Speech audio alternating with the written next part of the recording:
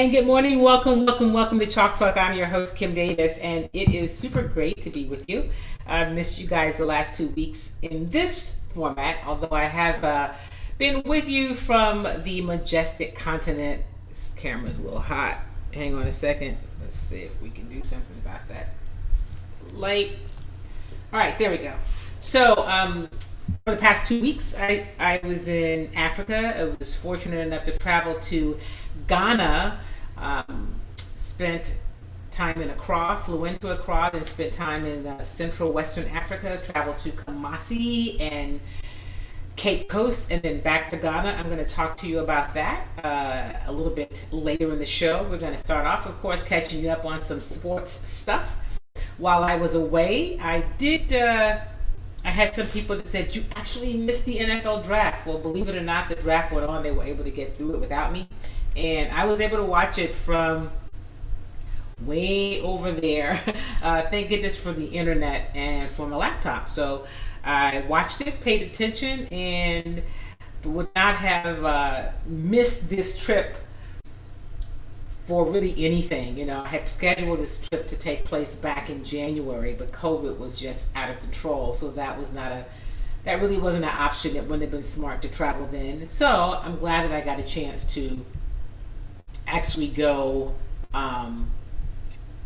now. So I look forward to sharing some of that trip with you today. And also I'm working on really capturing a lot of my thoughts and experiences, and I'm not going to call it a documentary, but in a little video that I'm just putting together from some short videos that I took and some of the others that I met in Africa also took, and some photos. I just think the experiences are so rich, and me telling you about them doesn't really do it justice if I don't really share some of it with you visually, because we are a visual people. So that's going to come. I'll share a little bit about that today. I look forward to having conversations about my experiences and my journey to Africa with you, not just on this show, but in the future.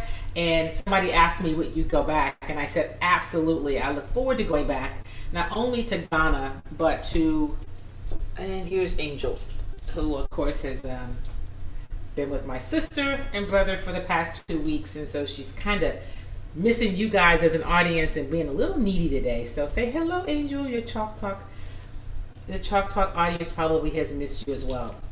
But first, as promised, I am going to talk to you a little bit about what's happening in the world of sports. Okay, we are right in the middle of the NBA playoffs, and I was trying to keep up with my online, trying to watch some highlights. TV there is probably sketchy just in hotels. People in homes have satellites, and they got to see a lot more. But I was able to I can still read, so I was able to read and find it and keep up with what was happening. And we have got ourselves some competition. So in the East, Miami and Philadelphia are tied at 2 games apiece. Their last game that they had in Philadelphia, a couple of things have happened. You have Joel Embiid back, and also you have James Harden, looking like the James Harden of old, if you will, or James Harden that we got used to seeing play here in Houston. So that series is tied at 2 games apiece, and they are headed back to Miami for Game 5. Milwaukee and Boston, and that game is tonight at 6:30 in Boston. In Milwaukee, that series is also now tied at 2 games apiece. Game 5 is tomorrow at 6 p.m.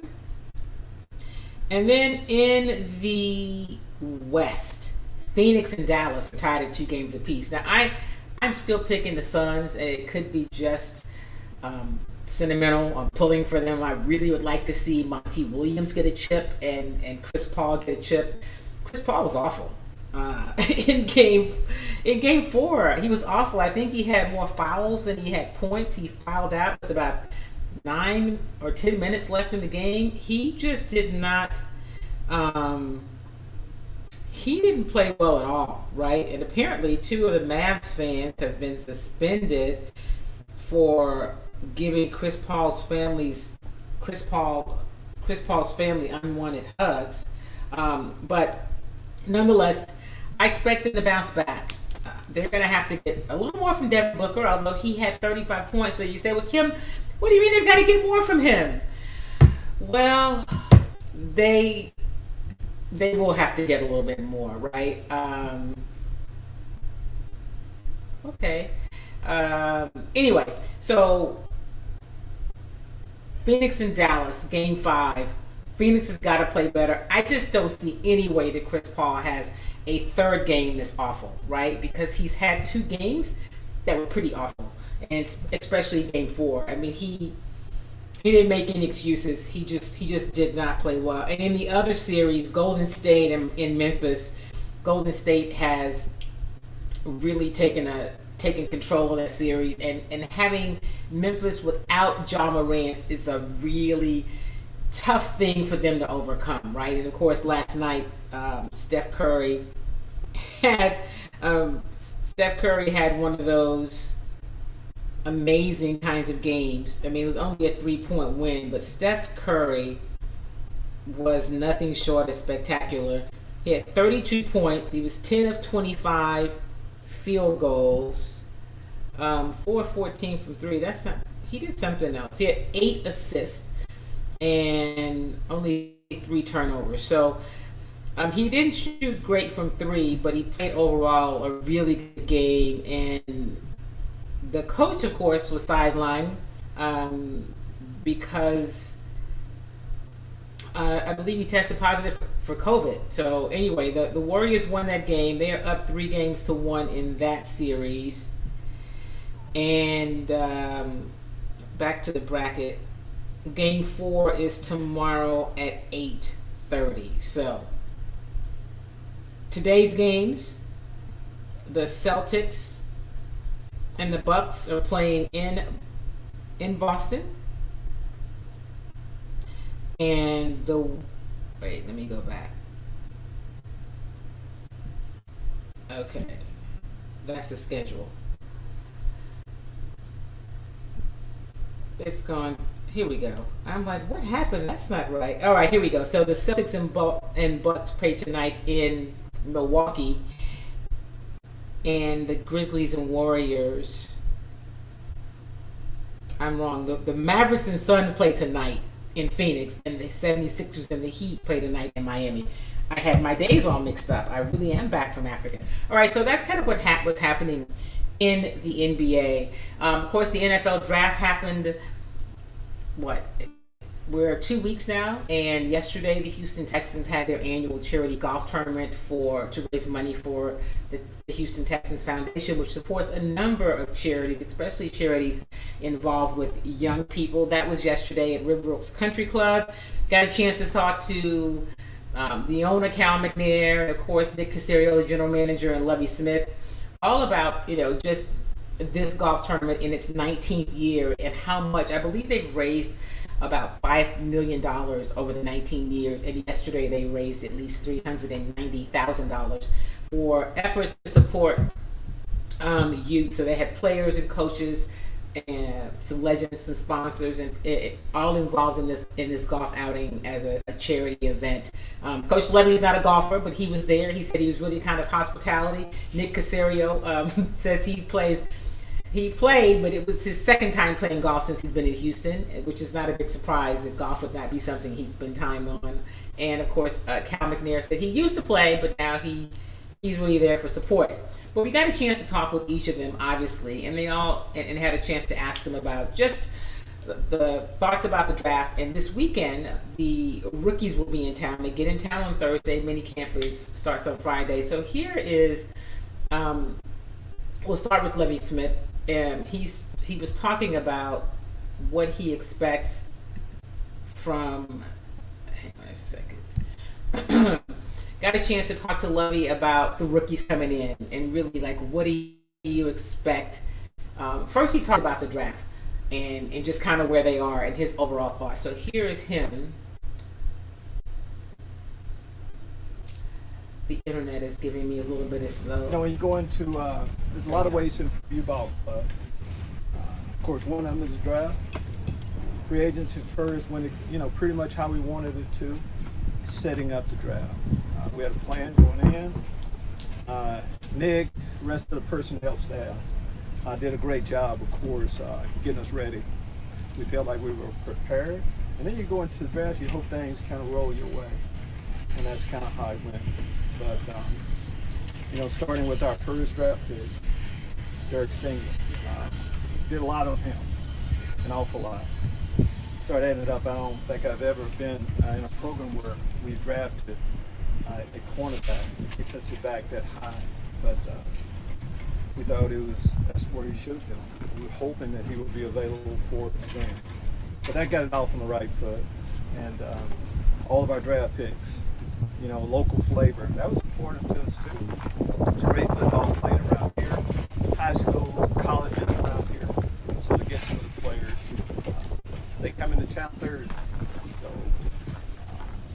So, we've evaluated, we've seen them, and spent a lot of time with them. But now to start the process, guys have been dreaming all their life, and now we have an opportunity to really do something about it. We're going to get started Thursday. Introduce them to how we do the first, thing football-wise, and they will go through that 3-day minicamp and blend right in with our veterans that we have in most of our football team. I might say Monday. So I apologize for the noise, but it was windy outside. We appreciated those brief bouts of wind because it was really hot yesterday out on the golf course. But that's Lovie just talking about the draft overall, and then here's him talking about what he expects this weekend with the rookies, with them being in town. It's not going to be a training camp practice, anything like that. First it's orientation, how we do things. It's not like we're going to be out there 3 hours. As much as anything, what we're trying to get accomplished with our mini camp is to let them know how we do things, drills, and just daily schedules, more of that, for them to be able to blend in Monday with our veterans. But you want to, you have to get that first day on the football field in. So we'll get that, see where they are. How much does So one of the other things that Lovie talked about, he was asked about the first round pick, the DB out of LSU, and he said, "Listen, we have looked at everything about him." He said, and a question was asked about his injury history. He said, "Listen, really nobody's going to come out of college that hasn't had some kind of injury, in terms of being banged up a little bit." He said, "But we have checked everything. We feel confident about what he can do, and he fits the prototype for what they look for." He said, "When we draft a cornerback, or when we bring a cornerback into our program, we like cornerbacks to tackle, that hit." So, he fits that in terms of being physical. He seems to have the mindset and the mentality to play the position the way we want it to be played, and so he's looking forward to coaching him and what he can mean for this football team. And of course, there's so many. When you talk about a rookie, there's so many uncertainties. And so, Nick Caserio talked a little bit about that in terms of just, he said he thought that there were some unrealistic expectations about some of the rookies because people have already been talking about them competing and with another player, with veterans and, getting a role. And he doesn't subscribe to that. You got to come in and earn it. But I did get a chance to ask him about having a full draft class to work with, unlike what he had in his first year here as general manager. And here's what Nick Caserio said about that. Rookies that'll be in the building, on Friday. So between the 9 drafted players, they have 11 undrafted players. So let's say a certain level of infusion of youth into the building. Doesn't necessarily mean anything, but we just had more opportunities this year relative to maybe last year. We went from, we had 8 picks going in, and we ended up with 5. Signed 5 or 6 players after the draft. So this year we're almost double that. So what does that mean? Does it mean we're better? We'll see, but it just means creates more opportunities, and we didn't have as many players on the roster last year as we did this time of year. So it just created a little bit more flexibility in terms of adding younger players to the team. So younger players have to be an important part of your program. So it's a balance between youth and veteran players. So we'll see whether or not these players can actually get to a level of performance that's commensurate with the rest of our group. So that was Nick Caserio. Man, I got to get back into this routine of this organization after covering the Rockets for a whole season and getting started with the Astros. Speaking of the Houston Astros, before we go to that, though, I'm going to let you hear from Texans owner or executive Cal McNair. He's excited about. They were all excited about what the golf tournament meant for the community. They really stressed that, but also got a chance to ask Cal his thoughts about there being some excitement from fans again about this Texans team. It's normal to have it sort of the business cycle in the sports, and you have your ups and downs, and you fight your way through it. And we've always had the fans with us, and it's exciting to have even more excitement than we've had the last couple of years due to whatever reasons. We've had a lot of different things impact us, attendance at the stadium and different things, and so we're excited to get everything back together and going again. So it's going to be a fun year. So I'm going to offer this up. Due to whatever happened, your team wasn't very good. That's what happened. It sucked to the bottom. The last couple of years, you had the 3rd pick overall in the draft, and last season, if your previous guy hadn't given away the draft picks, your first round draft picks, you would have had the. Anyway, neither here nor there. They exactly. There seems to be some excitement from Texans fans. They're excited about the potential and the possibility, and so all we can do is wait and see what happens. But when you're cover a team, you like the fact that they've at least got more to work with. Lovie Smith brings a level of excitement, and the draft class brings a level of excitement. And now it's time to get to work. This week, the thing that happens is on Thursday night, the NFL will release the actual schedule. Now, the teams know who their opponents are for the next season, but they don't know the actual schedule. That will be released on Thursday. Lovie Smith said he's excited about that because it's like you get closer to playing, and Nick said it doesn't really matter, right? You play them when you play them, and you already know who they are. So that's the next thing that's going to happen. And then on Friday, of course, there's a rookie mini camp that's going to be taking place. So that's kind of what's happening with your Houston Texans. In baseball, the Astros, who struggled a bit, it seemed right before I left town, or right when I left town, have kind of gotten back to their winning ways. Their record is now 18-11. They're in second place in the AL West. They're 8-2 over their last 10 games, right? They swept the Tigers. Verlander has been pitching well. I think he had a 101 pitch count in his last outing.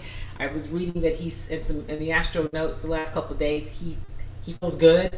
So, which is great because I'm not really sure what's going to happen, when or if we'll see Lance McCullers.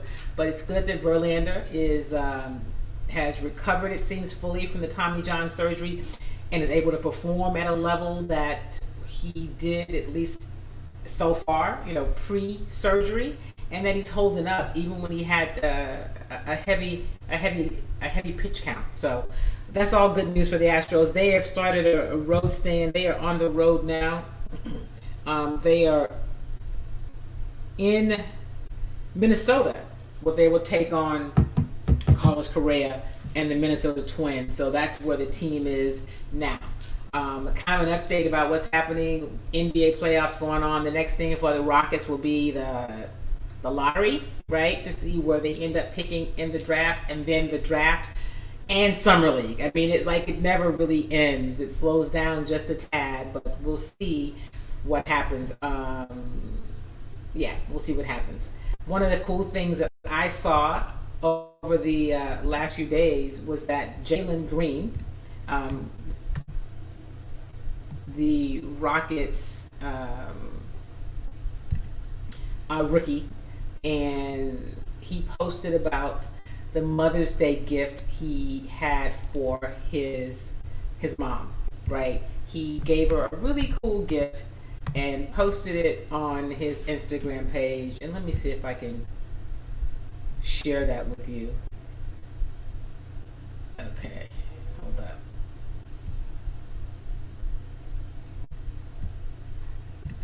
So I am going to, I just thought it was really pretty cool.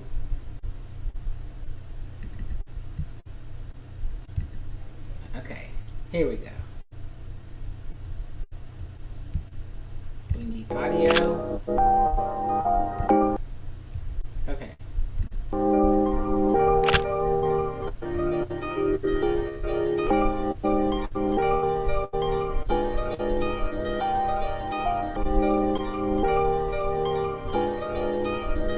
So let me start it over because I want you to see the whole thing. I feel like she deserves a car because she's. So that's his mom. Okay, here we go.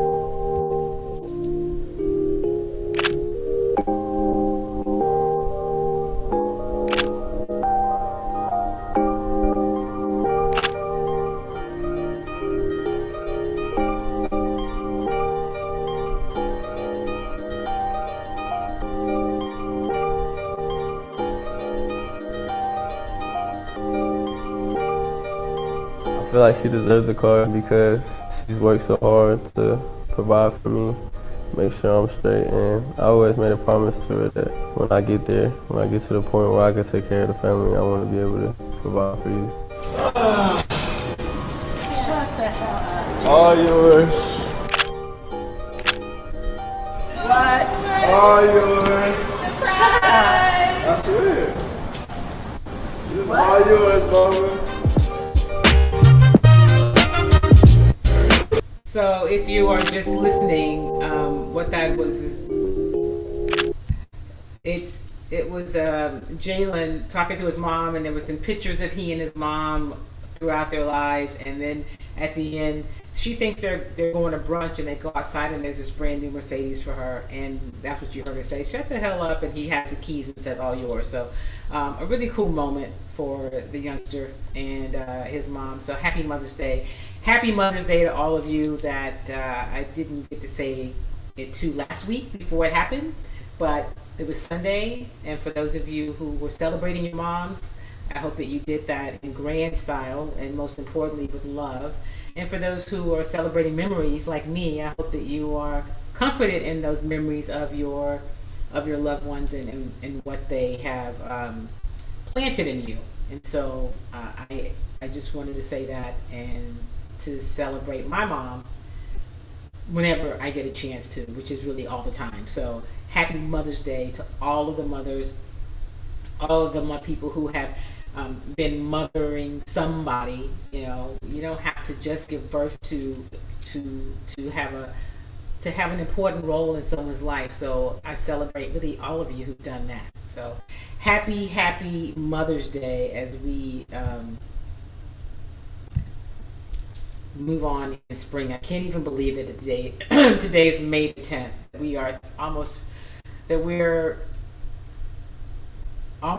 to the end of the second quarter, right? So you listen, my reminder, if there are things that you wanted to do when you started in 2020 and you have not done them yet, the great news is you still have time to do them, right? We are nearing halftime, but you still got time. Like, we're in the second quarter, but we're early in the second quarter.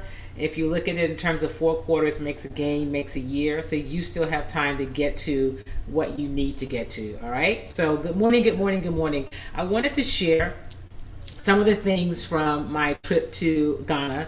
If you follow me on social media, you saw some of the things that I posted along the way. I will tell you the trip was amazing.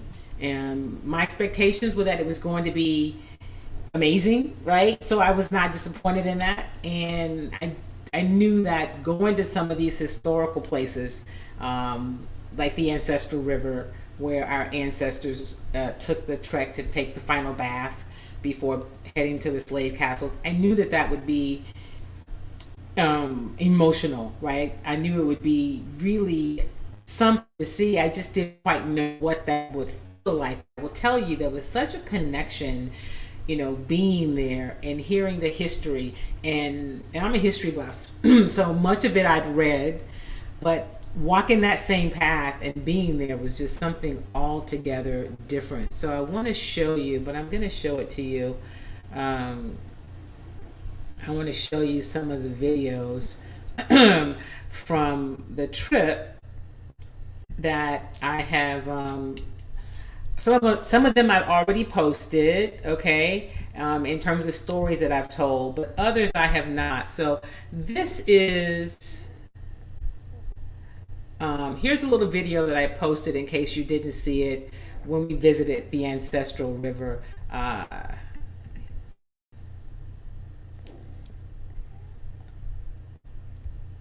This is the path to the last bath where they took our ancestors so that they could be bathed and get all nice, clean, and shiny after the 400-mile trek, shackled and chained, barefoot, very little clothing to get to this place. They had to clean them up so that the oppressors,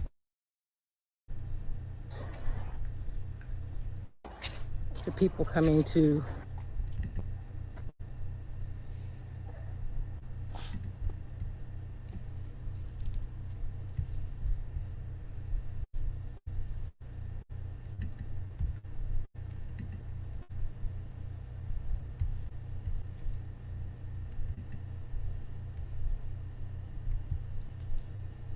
okay, let's see here.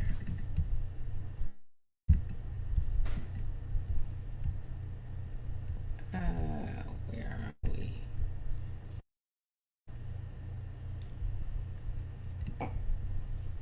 By them, their captors, they would be appealing to them.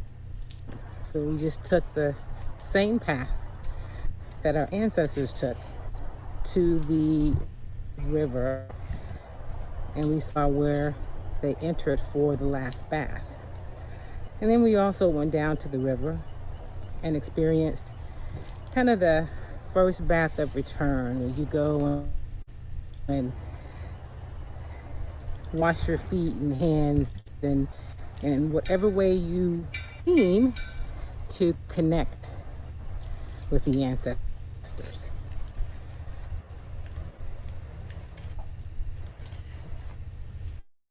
Quite a journey, quite an experience.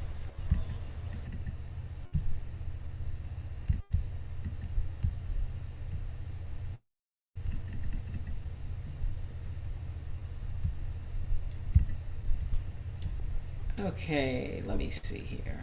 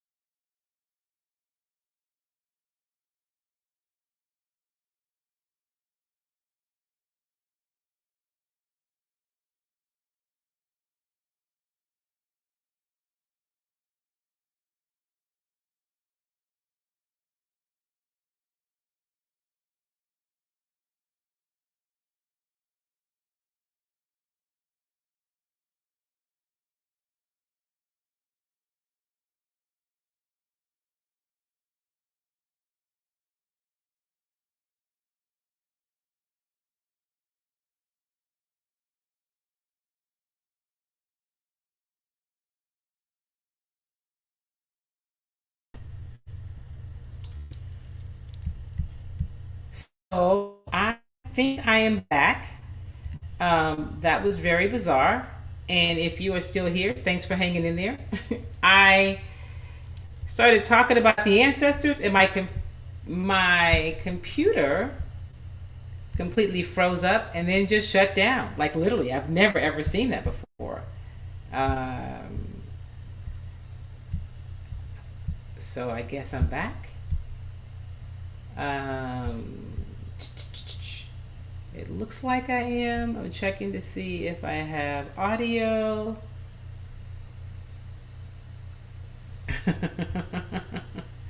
I see that some of you have jokes. All right, so it's shut down and it's back. If you are here, let me know. Whoops, what is that? Okay, so I'm gonna go back to perhaps I don't show the other videos because it is all right. So if you are in the audience and you are able to hear and see me, let me know that I am in fact back. It says it's back on YouTube and Twitter. It looks like Facebook is having some challenges.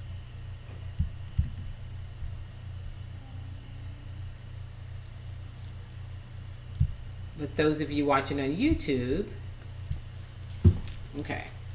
So what I will definitely do is to do another, I'll have to do another show, right? Because I have to give you guys the rest of my Ghana stories. But let me see this.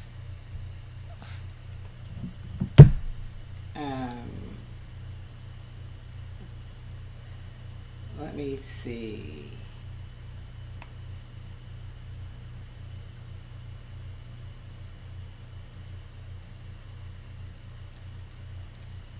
I'm not really sure if you're able to still follow me. Oh, it's Facebook that's acting up. You know, I've been saying that Facebook has not always been my friend, but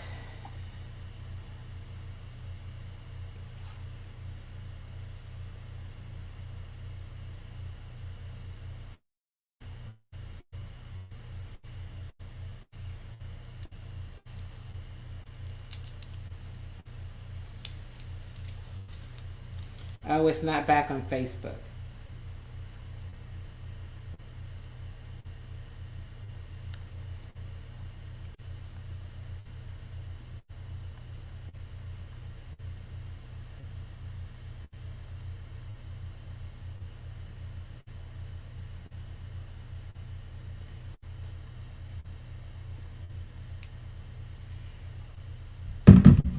Okay.